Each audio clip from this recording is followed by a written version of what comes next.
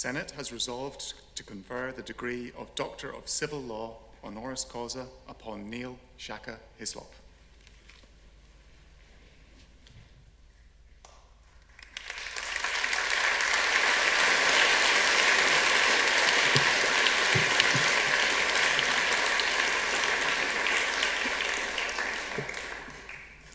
Chancellor Darker.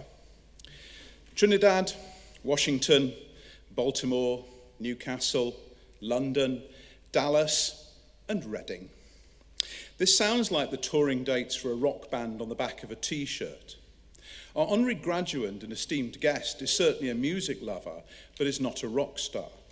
No, the venues for his art were the football clubs around the world that Shaka Hislop, whom we are honouring today, played for. His is a story, however, of not just the numbers that the world of sport loves, but words and deeds. It is the deeds that really matter. As Mahatma Gandhi said, manliness consists not in bluff bravado or loneliness, it consists in daring to do the right thing and facing consequences, whether it is in matters social, political, or other. It consists in deeds, not words. The numbers for Shaka Hislop's football career are easy. 371, the number of professional football matches he played in the UK. 26, the number of times he proudly played for the Trinidad and Tobago national team. And 2, the number of seasons he played for Newcastle United in the middle of the glory years of Kevin Keegan's management, and when he was a fan's hero and a fantastic role model. Sadly, there are 2 more numbers relating to that era. 0, the number of times Newcastle won the Premier League with Shaka, and 12, the lead in points that Newcastle lost in finishing second to Manchester United in 1995 and 96. It is not, however, these numbers that are the reason we are honouring him today. It is words and deeds that spring from another number, the number 1. One night. One night when leaving the football ground, when he stopped to fill up his car with petrol and was racially abused in the vilest possible way by a group of boys. Until they recognised him as Shaka Hislop, and then they wanted his autograph. Hatred had turned to hero worship in an instant, suggesting that it wasn't and couldn't have been real hatred. There had to be a way to empower the people to be good, to counter the bad. John Stuart Mill said, "Bad men need nothing more to compass their ends than that good men look on and do nothing." It would have been easy to go home to his beloved family who are here today and die a little on the inside. Instead, he decided to do something, and so Show Racism the Red Card was born. With his colleagues, he went into local schools to tell his story, to explain how it could be different. We live in a world where it is so easy to signal your virtue with a badge or a tweet and then move on and do nothing. Doing things that make a lasting difference takes work. It takes commitment. More than 20 years on, Show Racism the Red Card is known about and talked about wherever football is played. It takes passion, a lot of hard work to make a lasting difference. It is a sign of the man that when he talks about his work, he credits everyone else. His teammates who joined him, other national figures who helped take this movement across the country, the Show Racism the Red Card team, everyone but himself. A university colleague's daughter works for Show Racism the Red Card. She said he is simply the nicest, most modest person she'd ever met, and that everyone in the team loved him. We talk of respecting people, being in awe of them, being impressed by them, but love is different, a higher level of admiration. Sadly, the episode in the petrol station was not the first time that racism had an impact on his life and destiny. His father too was a very bright man who also wanted to give something to people, to help the next generation. He studied at Loughborough University in the 1960s and then went to work at a school in London teaching English. And then one night he met the Metropolitan Police. He and a colleague were walking to the station to catch the train home when they were arrested simply for being black men in London in the 1960s.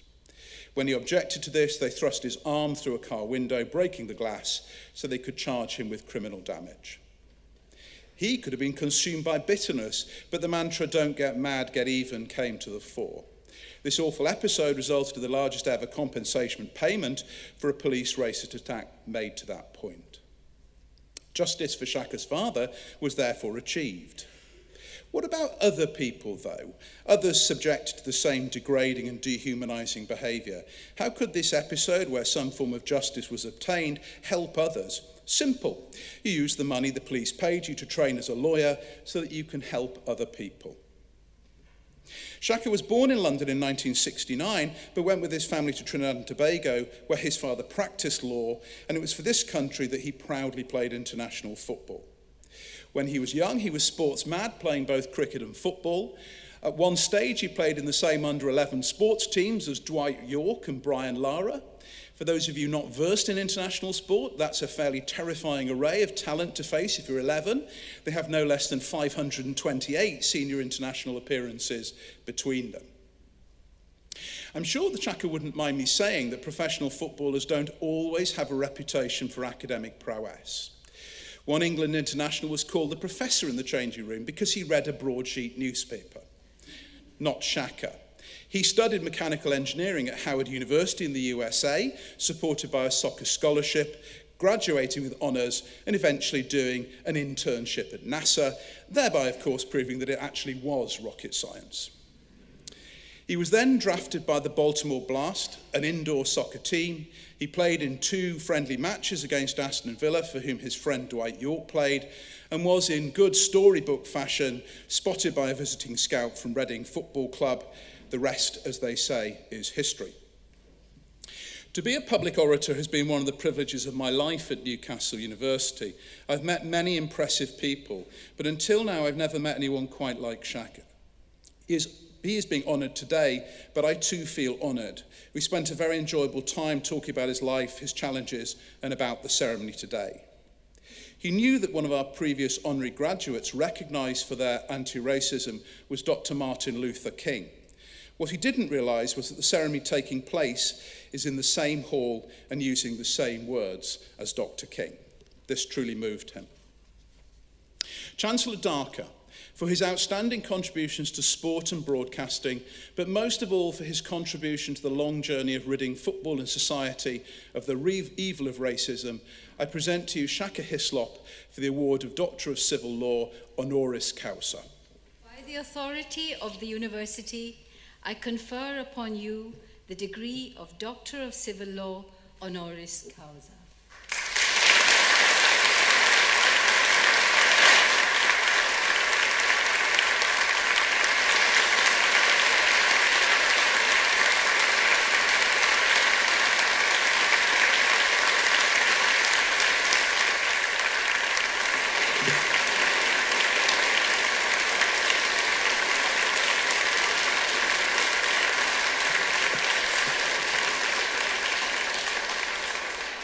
Thank you very much. Thank you all very much. Thank you, Madam Chancellor. The day is here. My wife and I, we have 5 kids, and I'm delighted that they could join me to be here today in this most celebrated moment of my own. As I sat there getting ready to give this talk, it dawned on me that this was a lot like major holidays and birthdays in our house. You know they're coming, but you're never ever quite ready for it when it arrives. But here I am. As per the introduction, I knew that Dr. Martin Luther King received this very degree 4 months short of exactly 55 years ago to the day. That's a daunting ask for someone to stand in those shoes.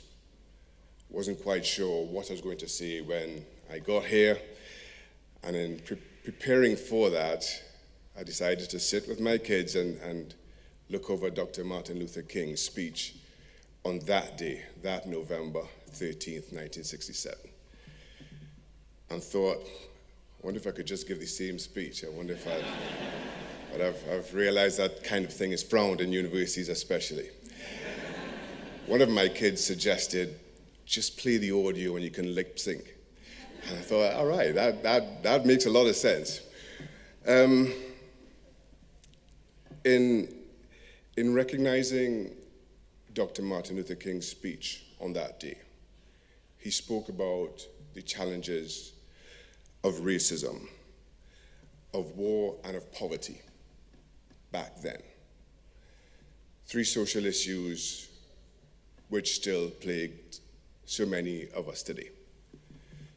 So much has gone into eradicating the world of those challenges, yet we can have that very same talk and it be just as relevant some 55 years on. It brought to mind 2 of Dr. Martin Luther King's quotes. The arc of the moral universe is long, but it bends towards justice. But the bending of the moral universe is intentional. It has been with the purpose of those who've felt the sting of injustice and those who have worked to rid the world of its consequence. Time is neutral. It is neither constructive nor destructive. So to say, it's neither progressive nor regressive. While those who benefit most from the inequality, for the racism, for the supremacy that we continue to live in today, they, in Dr. King's words, are more efficient and effective with the limited time that they're afforded. That leaves us, who are progressive, who dream of a better world, to wake up every day, be intentional in our actions, be intentional in who we are and how we want to shape this world. The challenge in today's world, the challenge of a world that knows the immediacy of social media, is recognizing, understanding, accepting that we will not live in that utopian world we dream of. But there's no greater calling of our humanity than to plant the seed for someone to enjoy the cool shade of equality, for someone to savor a world without racism. There's no more calling of us then, there's no more noble calling of us today. That is what Dr. Martin Luther King tasked us with 55 years ago. And in accepting these degrees, that is the promise we make to the university today. It's tough work. Time, experience, and a certain level of achievement has taught me that there are days where you don't feel worthy. The days that you do not feel enough are more than you care to admit. But on those days, it's okay to lip sync. Thank you.